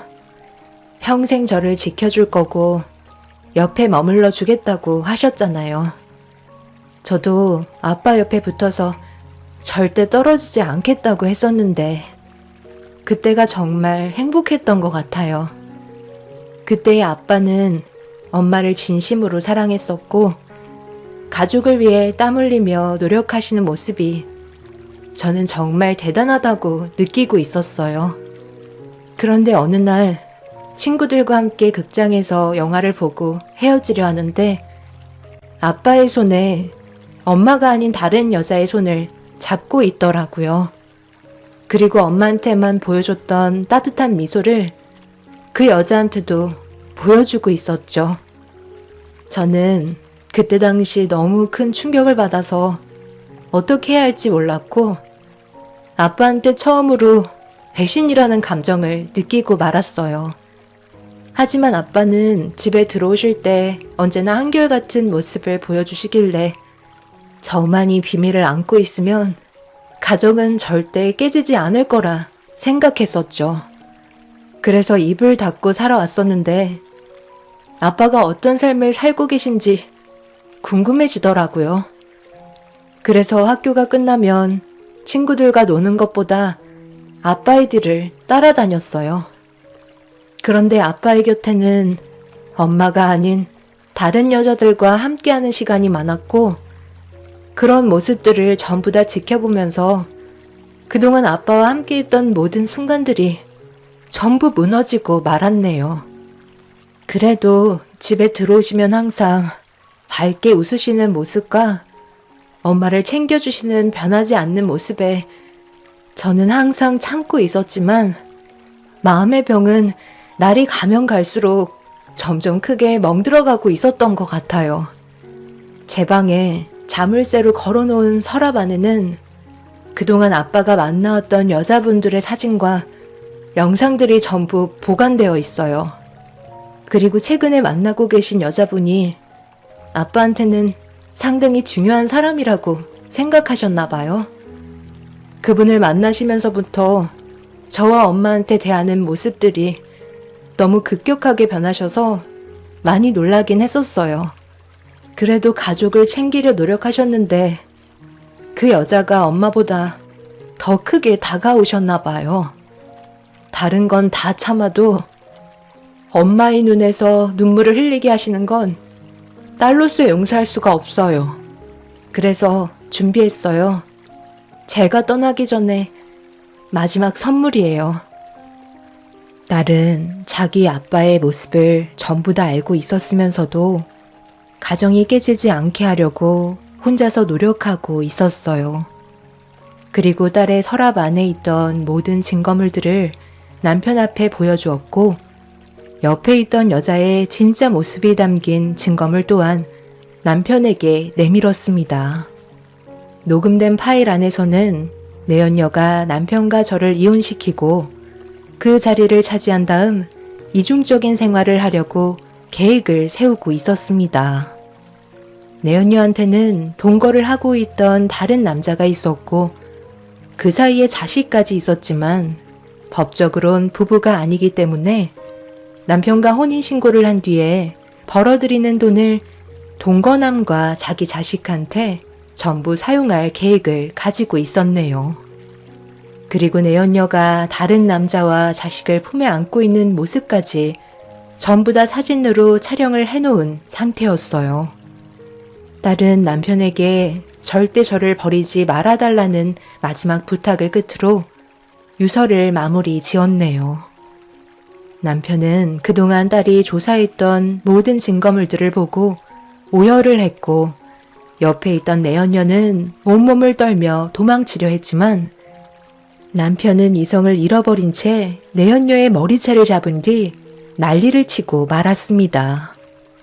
그날 이후 남편은 자신의 잘못을 인정하고 저에게 용서를 구했지만 저는 딸의 마지막 말을 들어줄 수가 없었어요. 결국 저는 이혼을 선택했고 남편은 지금까지 제 마음을 다시 잡으려고 매일 찾아와 용서를 구하고 있습니다. 지금 현재 사진에 담겨있던 모든 내연녀들에게 상간녀 소송을 끝낸 상태이고 법적인 처벌만을 기다리고 있는 중이네요. 저와 딸에게 상처를 준 그 사람들을 절대 용서하고 싶지 않아요. 남편과 마지막으로 만난 내연녀는 회사에서 퇴사 처리가 되었고 남편도 회사에서 해고를 당하고 말았네요. 앞으로 2번 다시 얼굴 볼 일 없었으면 좋겠어요. 마지막까지 아픔을 가지고 떠난 딸만 생각하면 지금도 제 눈에선 눈물이 흐릅니다. 남편이 평생 속죄하며 살길 바랄 뿐이네요. 그리고 딸이 세상을 떠난 이후 저는 조혈모 세포를 기증하게 되었어요. 제 작은 도움으로 몇 달인지 몇 년인지 모를 오랜 기간 백혈병으로 투병한 그분의 건강이 회복되어 앞으로 가족들과 행복한 시간을 보내셨으면 좋겠습니다. 여러분들의 가정은 저희처럼 불행이 아닌 행복만 가득한 꽃길만 펼쳐지셨으면 좋겠습니다. 감사합니다. 안녕하세요. 저는 60대 후반 여자입니다. 지금도 손이 떨릴 정도로 도저히 믿을 수 없는 사건이 이번 설 명절에 눈앞에 펼쳐졌는데요. 너무 충격적인 사건이라 제 2눈을 의심하고 말았습니다. 지금으로부터 5년 전 어느 여름날에 아들과 며느리를 따라 여행을 떠난 적이 있었어요. 정말 오래간만에 바깥바람을 쐬서 그런지 기분이 너무 좋았습니다. 그런데 출발했을 당일에는 구름 한 점 없이 날씨가 너무 좋았었는데 저녁이 되면서부터 날이 점점 안 좋아지더라고요. 불길한 예감은 적중했고 비가 한두 방울 떨어지기 시작하더니 결국 앞이 안 보일 정도로 많은 비가 쏟아지고 말았습니다. 아들과 며느리도 예상하지 못했는지 당황스러워하고 있었지만 여행 온 것만도 저는 만족하고 있었습니다. 늙은이 데리고 다니는 게 쉬운 것도 아닌데 어디 가게 되면 항상 저를 챙겨줘서 너무 고마웠었어요. 남편이 곁에 있었을 때는 그래도 여행을 자주 다녔었는데 남편이 세상을 떠나고 나서부터는 혼자서 여행은 꿈도 꾸지 못하고 있었죠. 제가 외로움을 많이 탈까봐 신경 써주는 아들과 며느리의 관심 때문에 그래도 우울함은 없었습니다. 며느리도 말은 안 했지만 아이를 가질 수 없는 몸이라 오랜 기간 힘들어 했었고 그걸 알고 있던 아들 또한 며느리의 기분을 풀어주기 위해 많은 노력을 했었습니다. 그래서 선택한 게 최대한 자주 여행을 다니면서 정신적으로 힘들어하는 걸 최소화시키는 방법을 찾게 되었던 거였어요. 저 또한 아들과 며느리 덕분에 힘들었던 순간들을 이겨낼 수 있었고 앞으로 좋은 추억 많이 만들며 살아가고 싶었습니다. 하지만 그날 여행이 2번 다시 기억하고 싶지 않은 끔찍한 날이 될 거라곤 상상하지 못했었죠. 아들은 펜션에서 저녁 식사 준비를 하고 있었고 저는 우산을 쓰고 해변가를 걷고 있었어요. 그리고 제 옆에는 며느리가 심심하지 않게 말동무를 해주면서 함께하고 있었습니다. 그런데 어느 한 다리 위로 올라가게 되었는데 다리 밑에 철썩이는 파도를 멍하니 바라보면서 이런저런 잡생각에 빠져 있었고 세상 떠난 남편이 옆에 있었으면 좋겠다고 생각하면서 고개를 들어 올리는 순간 목에 걸려있던 목걸이가 다리 위에 튀어나온 무언가에 걸리고 말았어요. 저는 그것도 모르고 고개를 들어 버렸고 툭 끊어지는 소리와 함께 목걸이는 다시 아래로 떨어지고 말았습니다. 그런데 제가 그걸 잡겠다고 몸이 반쯤 다리 위로 넘어가는 순간 중심을 잃고 바다로 빠져버리고 말았어요. 그 목걸이는 남편과 제가 연애했을 때 저에게 처음으로 선물해줬던 목걸이라 제 몸에서 분리가 됐을 때 하늘이 무너져 내리는 것만 같았습니다. 순식간에 벌어진 사고는 저를 당황스럽게 만들었고 허우적거리고 있는 저를 구해주겠다며 수영도 잘하지 못하는 며느리는 거센 파도에 바닷물을 먹고 있는 저를 구하기 위해 아들이 있는 펜션을 한번 바라본 뒤에 뛰어내리고 말았습니다. 역시나 며느리도 저처럼 허우적거렸지만 저보다 젊어서 그런지 헤엄을 치며 가까이 다가왔고 다리 밑에 있는 기둥을 잡을 수 있게 몸을 밀어 주었습니다. 저는 악착같이 다리 기둥에 몸을 붙여 떨어지지 않으려 안간힘을 쓰고 있었어요. 그리고 저희는 살려달라며 목이 터져라 구조 요청을 하고 있었습니다. 그런데 비가 오는 날이라서 그런지 저희가 있는 다리 쪽으로는 아무도 찾아오지 않았고 며느리는 점점 힘이 빠지기 시작했는지 계속해서 가라앉고 있었습니다. 절대 떨어지지 않으려 며느리의 손을 꽉 잡았지만 쉬지 않고 쳐대는 파도는 결국 저와 며느리의 손을 떨어뜨려 놓았고 멀어져가는 며느리를 보면서 오열을 하고 말았습니다. 그렇게 시야에서 멀어져가는 며느리를 바라보며 살려달라고 목이 터져라 구조 요청을 하는 순간 저희가 펜션으로 돌아오지 않고 있자 아들이 밖으로 나와서 저희를 찾다가 제 목소리를 듣게 된 것 같았습니다. 다리 밑을 쳐다보면서 잠깐만 기다려달라는 아들의 말에 마지막 힘을 쥐어짜내며 다리의 기둥에서 떨어지지 않으려 악착같이 붙어 있었어요. 그리고 잠시 뒤 아들은 밧줄이 달린 튜브를 제가 있는 곳으로 던져주었고 그렇게 아들의 도움을 받아 빠져나올 수 있었습니다. 저는 아들 얼굴을 보자마자 며느리가 떠내려간 곳의 위치를 가리켰어요.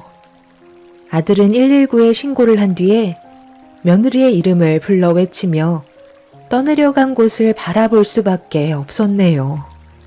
잠시 뒤 언제 그랬냐는 듯 비는 소강 상태로 들어갔고 구조대가 도착했을 때는 비 한 방울 내리지 않았습니다. 하지만 파도의 너울과 바람은 좀 전에 비가 왔을 때보다 심해진 상태였어요. 좋지 않은 구조 환경이었지만 최대한 노력해준 구조대 분들에게 제발 며느리를 찾아달라고 애원했지만 수색에는 많은 어려움이 있었습니다. 결국 시간은 계속해서 흘러갔고 사라져버린 며느리는 곁으로 돌아오지 못했습니다. 이 사실을 뒤늦게 알게 된 사돈분들은 현장으로 달려와 난리를 치셨고 사부인은 제 멱살을 잡으셨어요. 그깟 목걸이가 뭐가 그리 중요하다고? 무식하게 떨어져 나간 목걸이를 찾겠다고?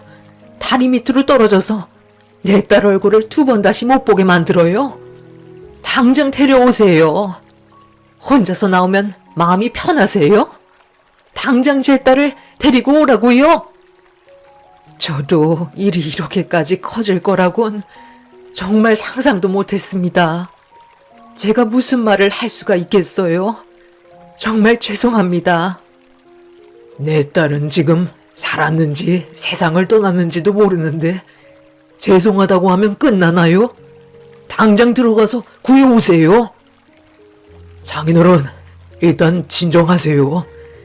분명 혜영이는 다시 돌아올 수 있을 거예요. 구조대 분들이 무사히 구해오실 거라고요. 지금 그걸 말이라고 하는 거야? 사라져버린 지 벌써 5시간이나 넘었다며. 그럼 이미 내 딸이 살아있다는 보장이 없는 거잖아.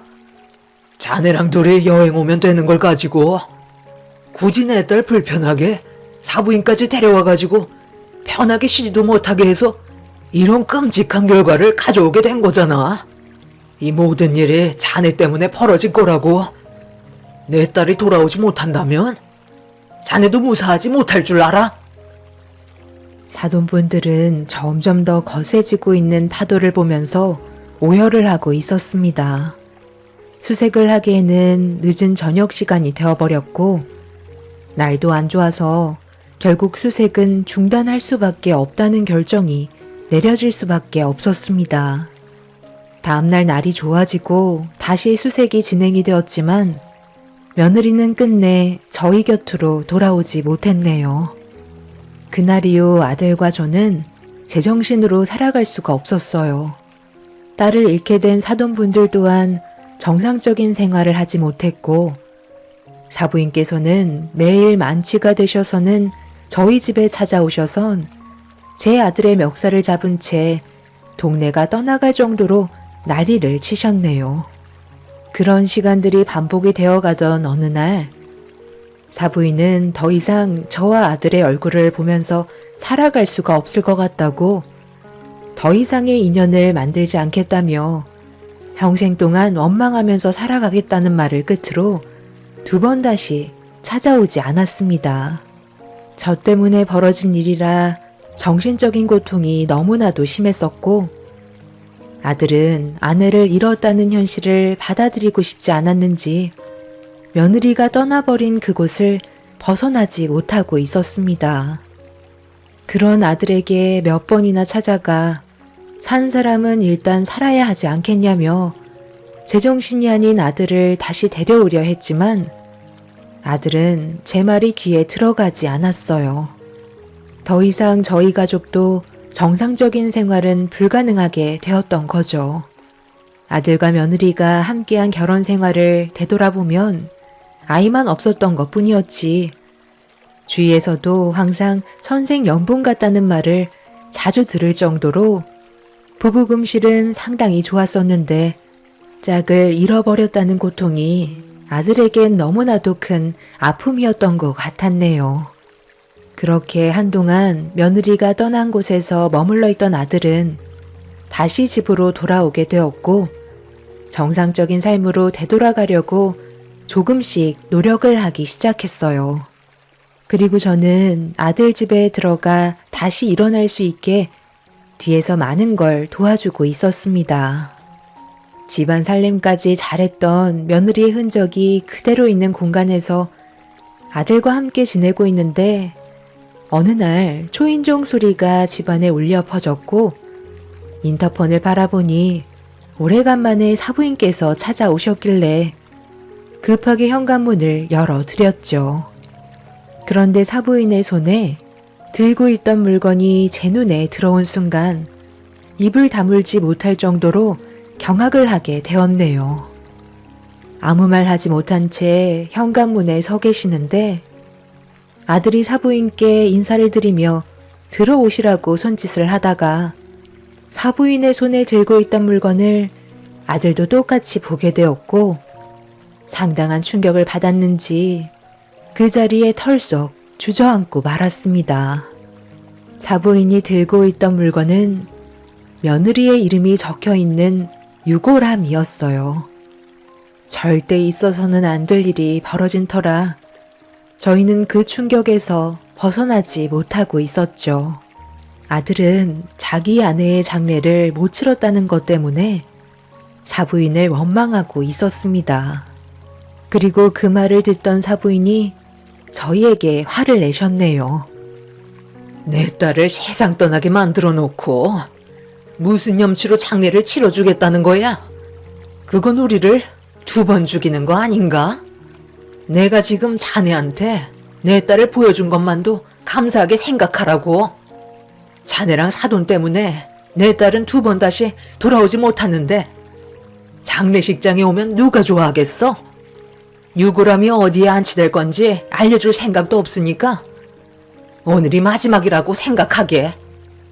솔직히 내 딸이 자네와 살면서 얼마나 힘들었는지 자네는 모르지? 능력도 없는 자네한테 시집와서 온갖 고생 다 하고 살아왔던 것만 생각하면 나는 자네가 너무 원망스럽네. 그동안 둘이서 함께 살아가면서 벌어모았던 재산의 일부 중에 내 딸의 몫은 가져갈 테니 그렇게 알고. 두 번 다시 얼굴 마주하는 일은 절대 없었으면 좋겠네. 평생 죄책감 속에서 벗어나지 말고 살아야 할 거야. 아들은 오열을 하면서 사부인이 들고 있던 유골함을 바라보고 있었고, 저는 그래도 아들에게만큼은 유골함이 어디에 안치되어 있는지는 알려줘야 하지 않겠냐며 부탁을 드렸지만, 사부인은 끝내 알려주지 않으시고 돌아가셨습니다. 며느리가 세상을 떠나게 됐다는 걸 확실하게 알게 된 저희는 삶이 더더욱 어려워졌고, 아들은 하루하루 힘겹게 버티면서 살다가 결국 며느리가 떠난 자리에서 함께 떠나고 말았습니다. 절대 해선 안 될 선택을 해버린 아들도 더는 제 곁으로 돌아오지 않았고, 믿어지지 않는 현실들이 눈앞에 펼쳐지는 바람에 저 또한 더 이상 살아갈 자신이 없었어요. 제 손으로 아들의 장례를 치러야 한다는 건 너무나도 버티기 힘든 일이었습니다. 한순간의 잘못된 선택이 두 사람의 생명을 앗아갈 줄 전혀 예상하지 못했었는데, 말도 안 되는 일을 겪게 된 저 또한 정상적인 삶을 살아갈 수가 없었죠. 사돈댁은 제 아들이 세상을 떠났는데도 장례식장에는 발도 들이지 않았어요. 그리고 아들과 며느리가 그동안 모아두었던 재산의 일부분을 가져갔고, 저에게 벌받은 거라며 평생 죄책감에 시달리다 세상을 떠나라는 한마디를 건넨 뒤 두 번 다시 얼굴을 볼 일은 없었네요. 그렇게 언제나 제 곁에 든든하게 지켜주던 가족들은 전부 다 떠나게 되었고, 저는 하루하루 힘겨운 삶을 버티며 살아가고 있었습니다. 동네 사람들은 제가 걱정이 되었는지 매일 찾아와 주셨고, 주변 분들의 도움으로 정신적 충격에서 조금씩 벗어날 수 있었어요. 그렇게 살아도 사는 게 아닌 삶을 살아가던 어느 날, 저와 꽤 친한 지인 중 한 명이 같이 일 좀 해볼 생각 없냐며 꽤 괜찮은 수익을 얻을 수 있고 새로운 사람들을 자주 만날 수 있는 직업이라 우울증을 극복하는데 저에게 도움이 될 수 있다고 추천을 해 주었네요. 그렇게 지인의 부탁으로 함께 시작하게 된 직업은 다른 집안에 행사가 있을 때 음식을 대신해서 만들어주는 거였고, 일손이 부족한 곳을 찾아다니는 일당직이었습니다. 지인분의 말대로 저에게는 상당히 괜찮은 직업이라는 걸 알 수 있었던 게, 혼자서 집에 있을 때는 쓸데없는 생각을 정말 많이 했었는데, 매일 새로운 집에 들어가 음식을 해주면서 그 집안의 기분 좋은 기운을 받는 게 저에겐 많은 도움이 되고 있었습니다. 여러 집안의 행사가 있을 때마다 가는 거라 불행은 있을 수가 없었고, 그런 분들이 저를 위로해 주는 것 같은 느낌도 들었습니다. 그렇게 지인과 함께 했던 일이 어느새 지금까지 이어지게 되었던 거네요. 이번 명절에도 어김없이 전부치는 일감이 생겨 지인과 함께 가기로 약속이 되어 있었는데, 급한 볼일이 생겼는지 부득이하게 저 혼자만 가게 되는 상황이 생기고 말았어요. 그렇게 약속이 되어 있는 지역으로 가게 되었고, 도착을 하니 꽤 잘 사는 지역의 동네였습니다. 그렇게 아파트에 도착한 저는 지인에게 건네받았던 번호에 전화를 하게 되자 한참 뒤 앞치마를 두른 한 사람이 내려오더라고요. 그렇게 따라 들어간 곳은 그동안 살면서 한 번도 본 적이 없을 만큼 비싸 보이는 집이었어요. 함께 오려 했던 지인의 말로는 부촌 동네라 손가락에 꼽힐 정도로 잘 사는 사람들이 모여 살고 있는 동네라는 말을 전해 들었던 것처럼 눈이 부실 정도로 고가의 물건들이 집안 곳곳에 상당히 많이 있었습니다. 그분은 응접실에서 잠깐 기다려달라며 집주인과 잠깐 얼굴 면담이 있을 거라고 저를 안내했고, 응접실 안에 들어가 자리에 앉은 뒤 고개를 이리저리 돌리며 집안을 구경하고 있던 그때 두 눈에 어디서 많이 본 듯한 얼굴이 대문짝만한 액자로 걸려 있었습니다.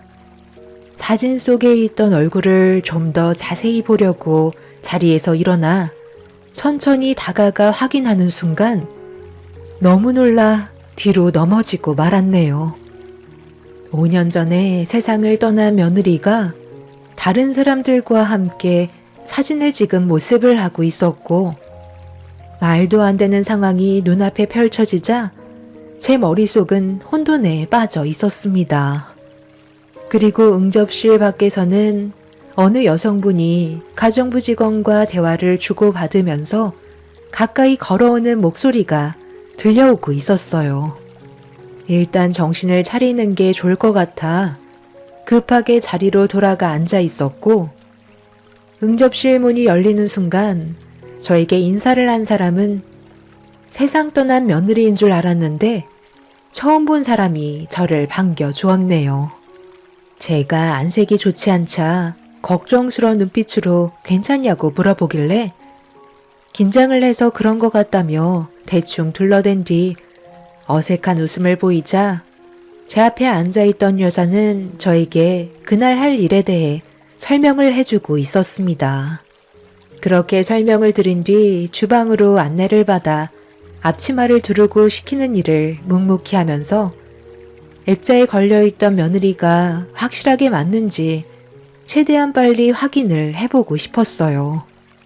그러다 보니 일이 손에 잡히질 않았고 일을 하고 있던 가정부가 그런 저를 보며 마음에 들지 않는다고 화를 내기 시작했습니다. 시간만 때우고 돈만 받고 갈 거냐면서 따지고 들길래 죄송하다는 말을 하는 순간 주방 쪽으로 걸어오면서 뭐가 이리 시끄럽냐고 짜증 섞인 목소리로 다가온 한 사람과 마주하는 순간 저는 그 자리에서 주저앉고 말았네요. 겉모습은 많이 변해 있었지만 5년 전에 세상을 떠난 며느리가 확실했습니다. 그런데 며느리의 품에는 3살 정도 돼 보이는 아이가 안겨 있었고, 며느리도 저를 보고 당황했는지 눈동자가 흔들리기 시작했어요. 그 모습을 보고 더욱더 확신할 수 있었고, 천천히 몸을 일으켜 며느리를 빤히 쳐다보고 있자 품에 안겨있던 아이를 가정부에게 맡긴 뒤 갑자기 제 손을 잡더니 밖으로 데리고 나왔네요. 그리고 비상계단에서 며느리는 화가 단단히 난 것 같은 얼굴 표정을 하며 입을 열었습니다. 여기는 도대체 어떻게 알고 온 거예요? 분명 제가 세상 떠난 걸로 알고 계실 텐데요. 제가 여기 있는 건 어떻게 알았죠? 정말 네가 맞구나. 이게 어찌 된 일이냐? 왜 여기에서 살고 있는 거야? 너는 분명 다리 밑에서 나랑 손이 떨어져서 바다로 떠내려갔잖아. 그리고 너희 사돈이 유골함을 보여줬는데 왜 네가 지금 내 두 눈앞에 살아있는 거냐고. 네가 세상 떠난 줄 알고 내 아들이 얼마나 괴로워했는지 아니? 그러다 결국 너를 따라가려고 세상을 떠나고 말았는데 지금 네가 내 앞에 있으면 안 되는 거잖아. 어떻게 된 건지 모든 걸 확실하게 얘기해라. 어디까지가 진실인 거야? 도대체 무슨 말이 듣고 싶은 건데요? 판단은 본인들이 해놓고 왜 저한테 이유를 듣고 싶어 하는 거예요? 저는 살고자 헤엄쳐서 걸어 나온 것밖에 없었는데 제가 세상 떠난 줄 알고 어머님이랑 그이가 그렇게 착각하고 있었잖아요. 그걸 멀리에서 지켜보고 있다가 잘 됐다 싶었죠. 이대로 조용히 사라져버리고 싶다는 생각이 순간적으로 스치더라고요. 솔직히 어머님 집안의 식구가 되고 난 이후부터 제 삶이 얼마나 힘들었는지 알아요? 그동안의 결혼 생활 동안 제가 말을 안 해서 그렇지 하루하루가 너무 끔찍했었다고요. 둘이 번다고 아무리 발버둥 쳐봤자 맨날 지질이 궁상처럼 살아야 하고 세월이 지나도 변하는 건 조금도 없는데 그 지긋지긋한 삶에 다시 돌아가고 싶지 않았어요. 당연히 처음에는 바닷가에서 빠져나오자마자 어머님한테 달려가고 있었죠. 그런데 남편이 어머님을 구해드리고 밖으로 나오시는데 다시 그곳으로 가고 싶지가 않았어요. 그래서 저는 뒷걸음질 치게 되었고 제가 세상 떠난 것처럼 꾸미게 된 것뿐이에요. 뭐라고? 어떻게 그런 말도 안 되는 행동을 저지를 수가 있는 거야? 차라리 그냥 내 아들과 이혼하겠다는 말을 했으면 이런 일은 벌어지지 않았잖아. 내 아들은 네가 세상을 떠난 줄 알고 그동안 얼마나 많은 고통을 겪어왔는지 아니? 너는 이렇게 살아있는데 이미 떠나버린 내 아들은 어떡할 건데? 잘못된 선택이 더 이상 내 아들을 볼 수 없게 만들었다고? 그게 왜 제 잘못이에요? 능력 없는 그 사람 잘못이죠. 아까 제품에 안겨있는 아이 보셨죠? 비록 늦은 나이에 아이를 가지긴 했지만 제가 임신할 수 있었던 건 제가 받는 여러 가지 정신적인 고통이 없었기 때문에 가능했던 거라고요. 제가 오죽했으면 저희 부모님께 나타나서 동물뼈로 유골함을 만들어 보내라고 했겠어요? 그만큼 어머님 집안의 며느리로 더 이상 있고 싶지 않았네요. 저를 이렇게까지 만든 건 어머님 집안의 경제적인 능력과 그 사람의 부족함 때문에 이런 선택까지 하게 만든 거라고요. 그동안 얼마나 힘들었으면 우울증약까지 복용했겠어요? 지금 저는 약에도 의존하지 않고 제가 원했던 삶을 되찾았다고요. 살다 보니 확실하게 알 수 있었던 건 사랑 같은 건 다 필요 없어요. 돈이 최고였고 제 삶을 바꿔줄 수 있는 것도 돈이었네요. 제가 왜 이런 계획까지 세웠냐고요? 그 사람한테 이혼하자고 얘기하면 어머님이랑 그이가 저를 설득시키려 했을 테고 또다시 그런 문제로 저를 정신적으로 고통받게 만들었을 텐데 그런 시간들이 너무 끔찍하고 아까웠어요. 분명 제가 원하는 이혼을 안 해주려고 끝까지 질질 끌었겠죠. 그래서 이런 결정을 내린 거예요. 그 사람이 세상을 떠난 건 본인 선택이었으니 어쩔 수 없는 거잖아요. 저희 남편 오기 전에 이제 그만 돌아가 주세요. 원래 일당 15만 원인데 2번 다시 얼굴 안 보는 조건으로 50만 원 드릴게요. 그리고 2번 다시 찾아오지 마세요. 제가 힘들게 꾸려온 가정 무너뜨리면 저 또한 가만히 있지 않을 거예요. 어차피 저희 남편도 이 사실 모르는 거 아니니까 쓸데없는 계획 세워서 소란 피우지 말고 그만 돌아가세요. 며느리의 말은 저에게 엄청난 충격을 안겨주었습니다. 저희 집안과 살아가는 게 괴롭다고 이런 말도 안 되는 일을 저지르게 될 거라곤 정말 상상조차 하지 못했었네요. 더 충격인 건 며느리가 새로 꾸린 가정에서 현재의 남편은 모든 사실을 아는 것뿐만 아니라 이런 계획을 세울 수 있게 도와주기까지 했다는 말에 저는 더 이상 아무 말도 하지 못했죠. 그런데 저와 며느리가 주고받는 대화가 밖에까지 울려 퍼졌는지 며느리의 이름을 부르면서 비상계단의 문을 열며 고개를 내민 남자가 며느리한테 여보라는 단어를 뱉는 순간 저는 사색이 된 얼굴로 그 남자를 뚫어지게 바라볼 수밖에 없었어요. 며느리가 새로 꾸린 가정에서의 남편은 저와 비슷한 연배의 사람이었습니다. 며느리보다 한참 나이가 많아 보이는 그 남자는 무슨 일이냐며 며느리를 여보라고 부르는데 온몸에서 소름이 돋더라고요. 며느리는 별일 아니라며 곧 들어가겠다고 돌려보냈고 저는 그 모습을 보고 입을 다물지 못한 채 며느리의 얼굴에 뺨을 올려 붙이고 말았습니다. 네가 선택한 삶이 이거야?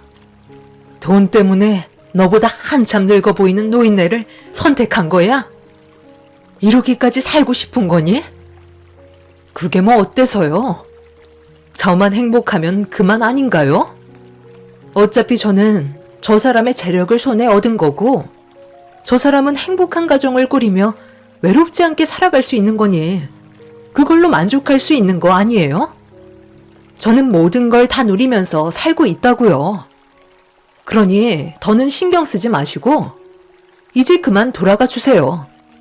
어머님이 제 삶에 조금이라도 문제를 일으킨다면 저는 어머님을 어떻게 할지 몰라요. 제가 가진 모든 걸 동원해서라도 어머님을 무너뜨리던지 아니면 세상 빛을 볼 수 없게 만들 테니까 오늘 이 시간 이후로 절대 엮이는 일이 없었으면 좋겠네요. 허튼 수작 같은 거 부리려 하지 마시고 살펴 들어가세요.